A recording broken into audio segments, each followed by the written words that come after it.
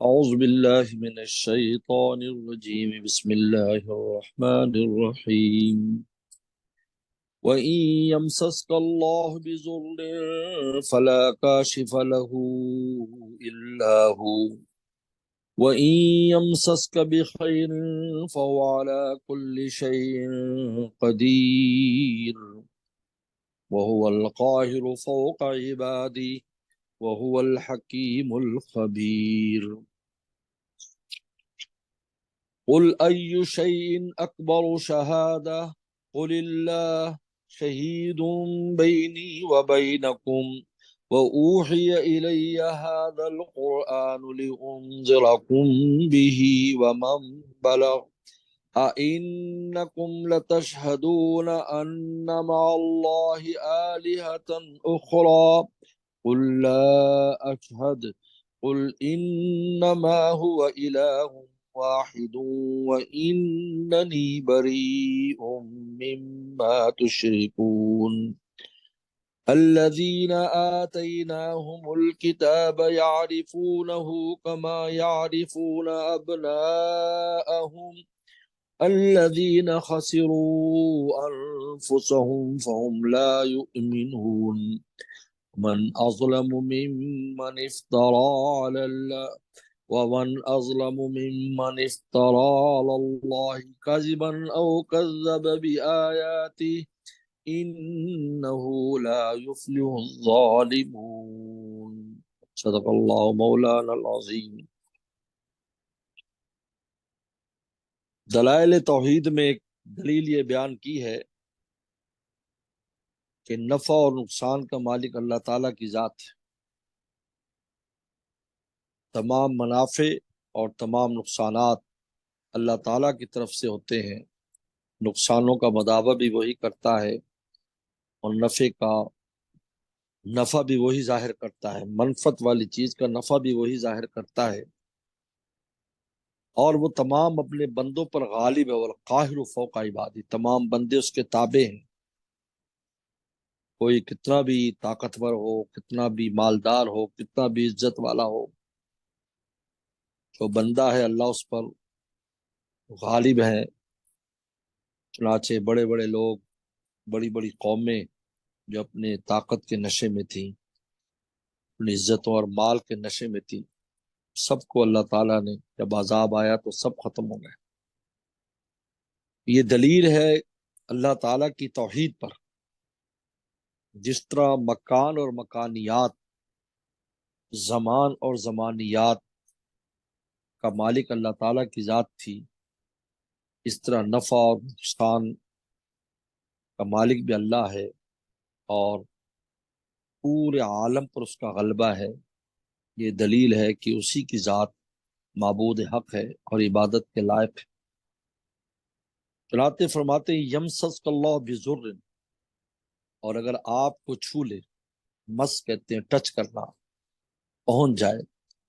اگر آپ کو چھو لے کوئی نقصان،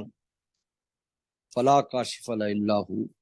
اس کو کوئی دور نہیں کر سکتا سوائے اللہ کی ذات پہ۔ کشف یعنی دور کرنا، ہٹا دینا، یعنی قحط آ جائے، بیماری آ جائے، اور اس طرح کی کوئی مشکل آ جائے، فلا کاشف الا اللہ، اللہ کی ذات کے علاوہ کوئی اس کو دور نہیں کر سکتا۔ کوئی یمسس کا بھی خیر، اور اگر اللہ آپ کو چھو لے خیر کے ساتھ، بھلائی کے ساتھ، یعنی نفع ہو، فائدے کی چیز پہنچائے، وعلیٰ کل شیء قدیر، تو ہر چیز پر قادر ہے،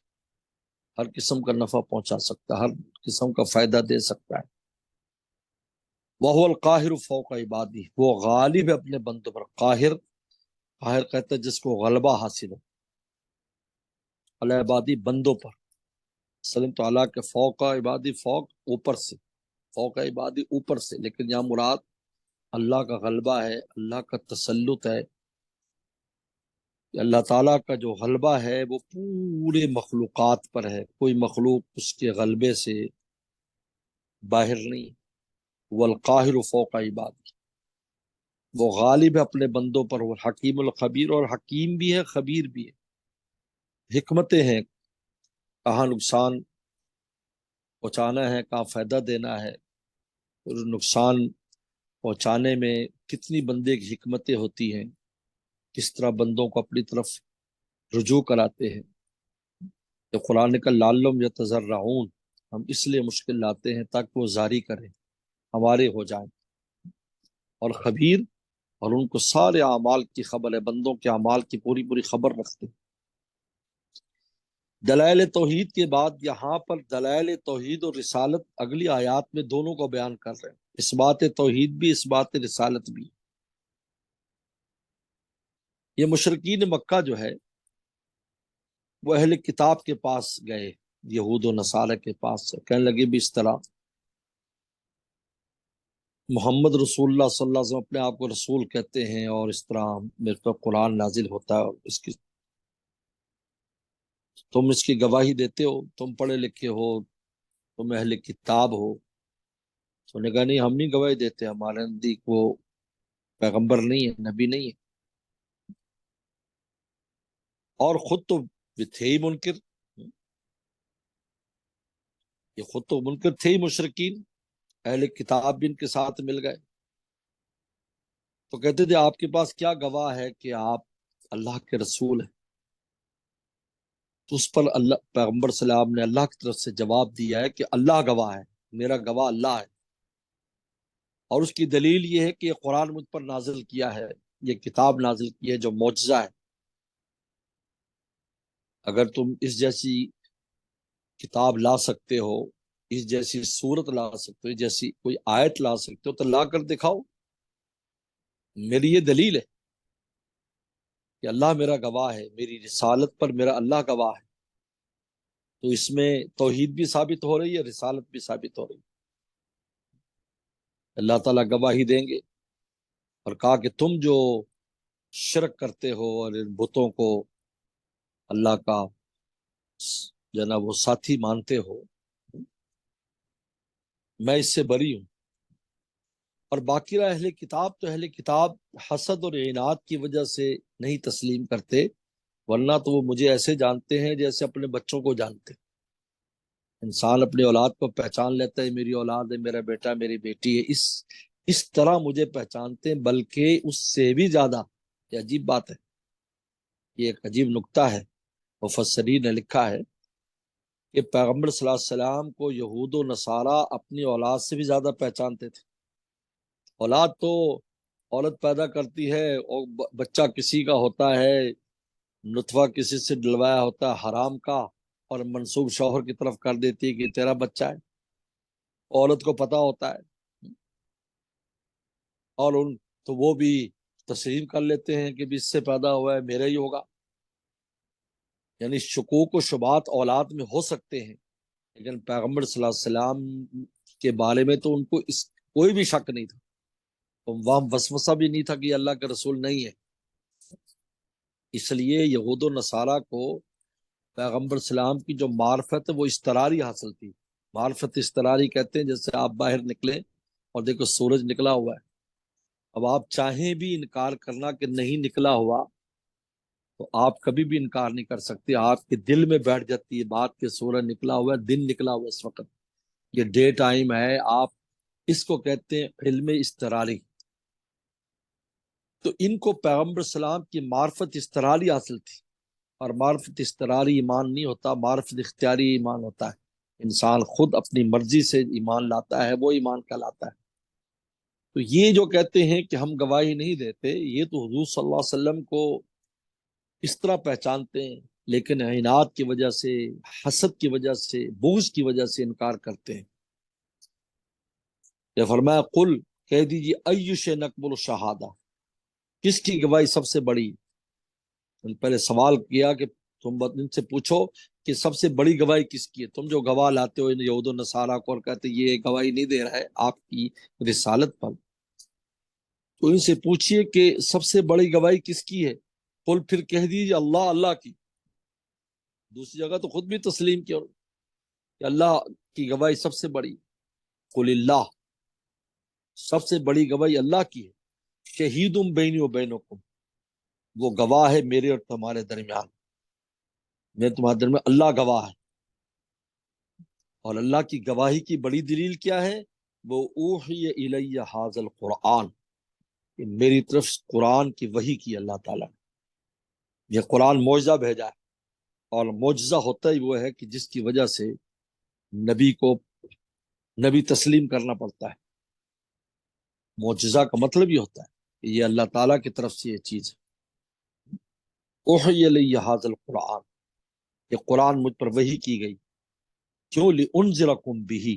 تاکہ میں اس کے تمہیں ڈراؤں، من بلغ، اور جس کو یہ پہنچے، یعنی تمہیں بھی ڈراؤں، اور بعد میں جس تک بھی یہ قرآن مجید قیامت تک پہنچتا جائے تو وہ ڈرے اس کی مخالفت سے، اور اس پر جو ہے مجھ پر اور اللہ اور رسول پر اور قرآن پر ایمان نہ لانے والے ڈرے اس سے۔ لِأُنذِرَكُمْ بِهِ، کیونکہ کفار کے لیے نبی نذیر ہوتا ہے اور مومنوں کے لیے بشیر ہوتا ہے، لہذا انذرکم، تاکہ میں تمہیں ڈراؤں اس قرآن کے ذریعے، ہم بلغ، جس کو پہنچے۔ اِنَّكُمْ لَتَشْهَدُونَ، کیا تم گواہی دیتے ہو، ان مع اللہ آلۃ اخری، کہ اللہ کے ساتھ اور بھی معبود ہیں، تم اس بات کی کیا گواہی دیتے ہو؟ قل، کہہ دیے، لا شک، میں گواہی نہیں دیتا، میں گواہی نہیں دیتا، تم مانتے پھرو لیکن میں اس بات گواہی نہیں دیتا۔ قل، کہہ دیجئے، انما ہوا الہ واحد، کہ صرف بے شک وہی ایک الہ ہے، وہ ایک معبود ہے، واننی بریء مما تشرکون، اور میں بری ہوں ان چیزوں سے جس کو تم شریک ٹھہراتے ہو، ان بتوں سے، ان سب سے میں بری ہوں۔ یہاں تک تو مشرکین کو جواب تھا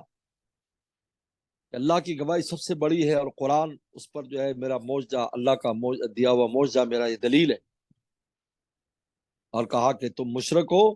میں مشرک نہیں، میں گواہی نہیں دیتا اس بات کی کہ اللہ کے ساتھ اور خدا، اللہ ایک ہے، اور میں بری ہوں۔ اب یہاں سے اہل کتاب کی جو انہوں نے بات کی تھی کہ تورات انجیل جو ہے والے، وہ آپ کی گواہی نہیں دیتے، فرمایا الذین آتینہم الکتاب، اللہ تعالیٰ فرماتے ہیں وہ لوگ جن کو ہم نے کتاب دیا، تورات اور انجیل، یعرفونہ، وہ جانتے ہیں ہمارے پیغمبر کو، پہچانتے ہیں، کما یعرفون ابناءہم، جس طرح پہچانتے ہیں اپنے بیٹوں کو، اپنے بیٹوں کو پہچانتے، کسی کا بیٹا سمجھے ہاں یہ میرا بیٹا ہے، اس کو پہچان دیر نہیں لگے گی، تو میں نے بتایا اس سے زیادہ رسول اللہ کو پہچانتے۔ اپنے اولاد میں تو شک ہو سکتا ہے کہ پتہ نہیں میرا نہ ہو، کسی اور کا ہو، میں تو منسوب کر دیا ہو، لیکن رسول اللہ کے بارے میں انہیں کوئی شک و شبہ نہیں تھا۔ اللہ فرماتے ہیں الذین خسروا انفسهم لا یؤمنون، لہٰذا جن لوگوں نے اپنی جانیں نقصان میں ڈالی، خسروا، خسارہ، نقصان، جن نے اپنی جانوں کو نقصان میں ڈالا، فہم لا یؤمنون، وہ ایمان نہیں لاتے۔ ومن اظلم ممن افتری علی اللہ کذبا وکذب بآیاتہ، اس سے بڑھ کر کون ظالم ہوگا، افتری اللہ کذبا، جس نے اللہ پر جھوٹ باندھا۔ یہود و نصارہ نے جھوٹ باندھا، عیسیٰ صلاۃ والسلام کو خدا کا بیٹا بنا دیا، مریم علیہ السلام کو اللہ تعالیٰ کی بیوی بنا دی، یہودیوں نے عزیر علیہ السلام کو اللہ تعالیٰ کا بیٹا بنا دیا، اور یہ لکھ دیا کہ یعقوب السلام اور اللہ کی کشتی ہوئی، جس میں یعقوب السلام جو ہے وہ جیت گئے، اور ان مشرکین نے فرشتوں کو اللہ تعالیٰ کی بیٹیاں بنا دیا، اور قرآن مجید کے اور دلائل نبوت ان کا انہوں نے انکار کیا۔ تو فرمایا ان سے بڑا ظالم کون ہوگا، افترا، جن نے جھوٹ باندھا اللہ پر، او کذب بآیاتی، یا اللہ کے آیات کو جھٹلایا، قرآن کو جھٹلایا، رسول اللہ کے معجزات، خود رسول اللہ کی ذات کو جھٹلایا۔ انہ لا یفلح الظالمون، فرمایا کہ ظالم لوگ کبھی فلاح نہیں پائیں گے، ظالم یہ کبھی بھی فلاح نہیں پائیں گے۔ اس کے بعد اللہ تعالیٰ اب آخرت کا بیان کر لیں کہ جب یہ لوگ آخرت میں آئیں گے تو وہاں کیا کریں گے، جب اللہ تعالیٰ کے سامنے ان کو پیش کیا جائے گا۔ یہ تو دنیا میں تھا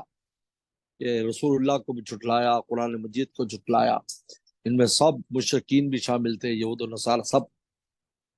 اب آخرت میں کیا ہوگا،